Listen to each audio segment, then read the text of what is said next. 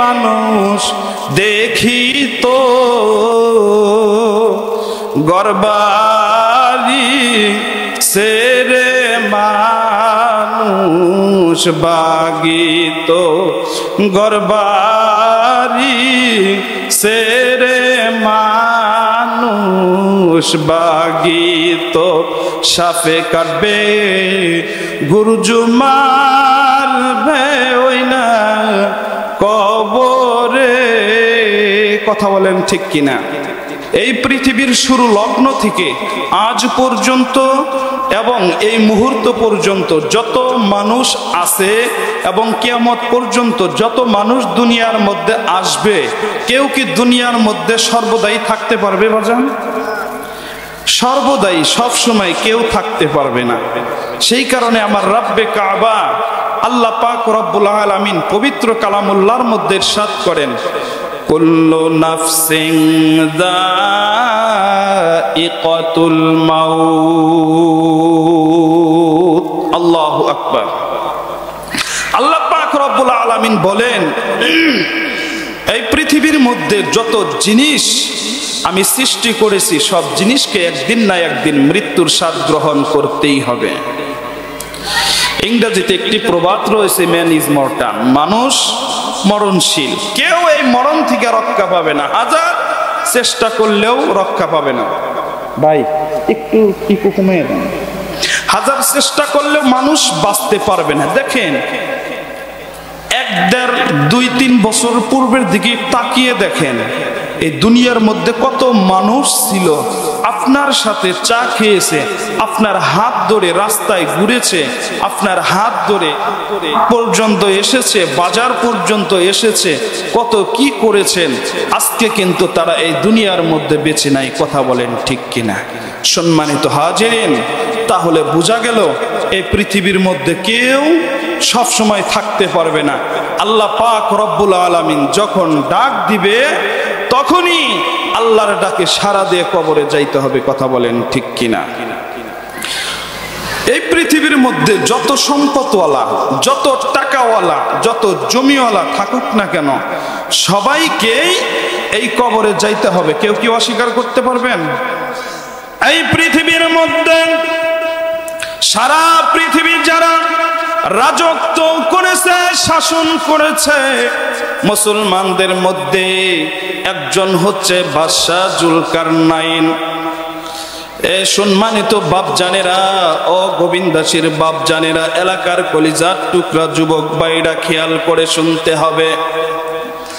তার সম্পদের অভাব ছিল না, জমির অভাব ছিল না, টাকা পয়সার কোনো কিছুর অভাব ছিল না।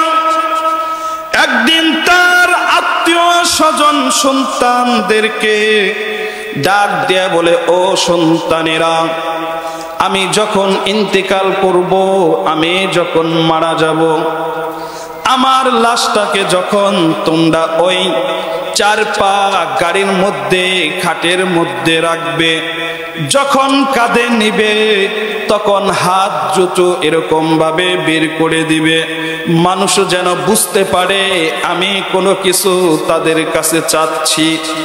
বায়ার মধ্যে আমি হাত দুটো বের করব, এর মধ্যে কিছু একটা জিনিস রয়েছে, মানুষ সকলেই যেন বুঝতে পারে। ও সম্মানিত বাপজানেরা, কলেজার টুকরা যুবক ভাইরা, আল্লাহর বান্দারা, খেয়াল করে শুনতে হবে। ও পর্দার আলারের মা বোনেরা, একদিন তুমি যেই ঘরে রঙিন পোশাক পরে স্বামীর ঘরে গিয়েছ, ওই ঘর থেকে কিন্তু একদিন না একদিন তোমাকে সাদা কাফন পরিধান করে বের করে দিবে। কথা বলেন ঠিক কিনা? হে বাপজানেরা, অবৃদ্ধ বাবা, তুমি যেই ঘরের মধ্যে আরাম আয়েশ ফুর্তিতে রয়েছ, যে হাট বাজারে, যে পৃথিবীর মধ্যে টাকার মোহে পড়ে আল্লাহকে ভুলে গেছো, মৃত্যুকে চিন্তা করো না, মৃত্যুকে ফিকির করো না। তোমাকে যে মরতে হবে এই চিন্তা করো না, এই ফিকির করো না। আল্লাহ পাক রব্বুল আলামিন যখন তোমাকে ডাক দিবে, এই পৃথিবীর কোনো মানুষ তোমাকে রক্ষা করতে পারবে না। কথা বলেন ঠিক কি না? কবরের আগুন যদি মানুষ দেখিত,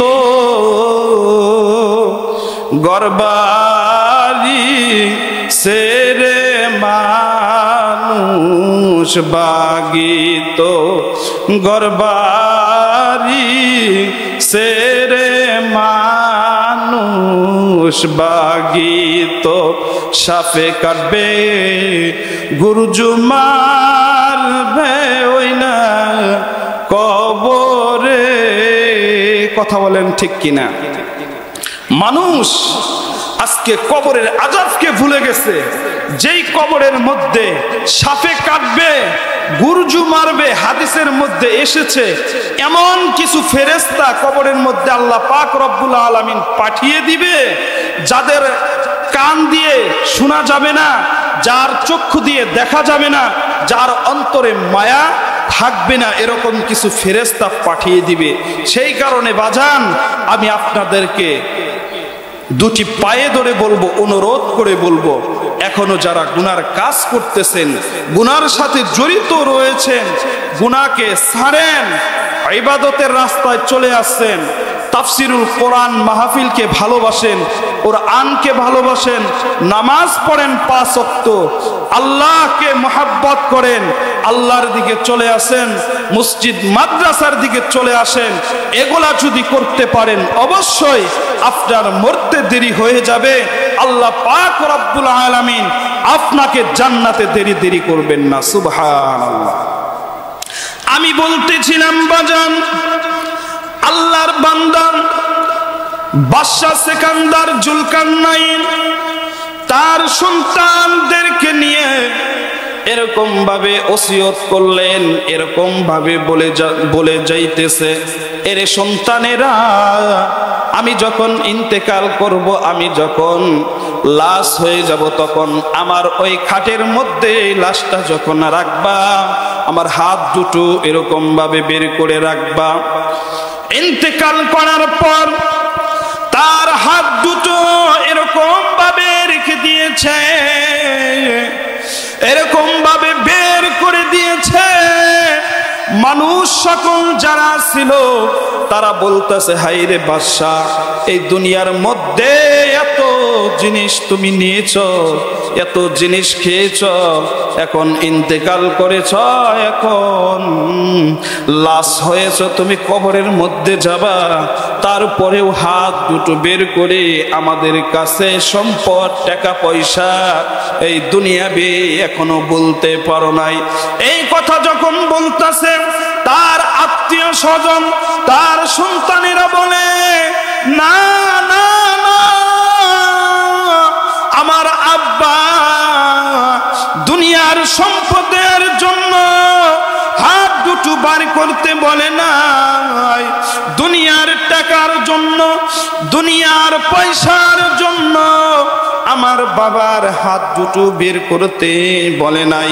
আমার আব্বা দুনিয়াবাসীদেরকে শিক্ষা দিতেছে, এরে দুনিয়ার মানুষেরা, আমার সম্পদের অভাব ছিল না, আমার টাকার অভাব ছিল না, আমি সব কিছু ছেড়ে খালি হাতে একা একা এই সাদা কাপন পরিধান করে আজকে লাশ হয়ে দুনিয়া রেখে ওই কবরের দিকে চলে যাচ্ছে।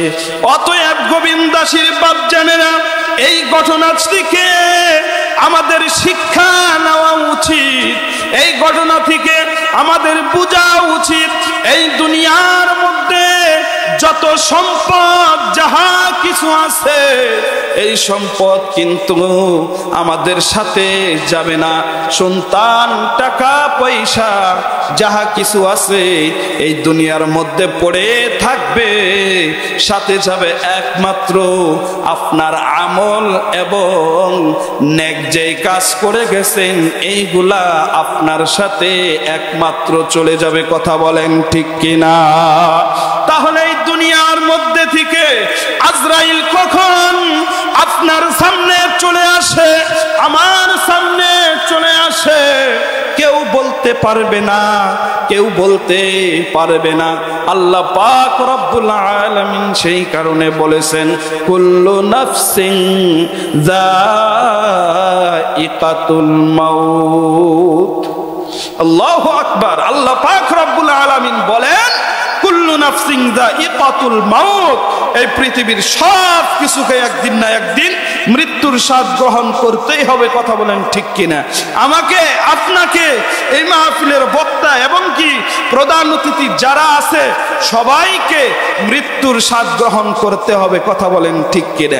সম্মানিত বাপজানেরা, তাই আমি আপনাদেরকে অনুরোধ করে বলবো, এখন আপনারা যারা এদিক সেদিক ঘোরাফেরা করতেছেন, এই তো আজকে যদি আপনাদেরকে ছবি তোলা হয় বা ভিডিও করা হয়, এই ভিডিও বা ছবি যদি 2-3 মাস, 1 বছর, 2 বছর পর যদি দেখতে চায়, অটোমেটিক ভাবে কিন্তু সফটওয়্যারের মধ্যে ভালোভাবে যদি রেখে দেয়, তাহলে কিন্তু দেখা যাবে 2-3 বছর কেন 10 বছর পরেও দেখা যাবে। কথা বলেন ঠিক কিনা?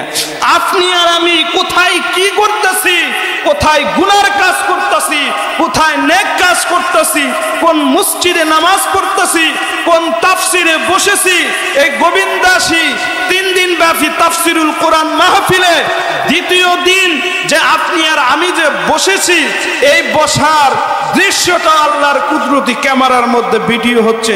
চিল্লায়া পড়েন সুবহানাল্লাহ।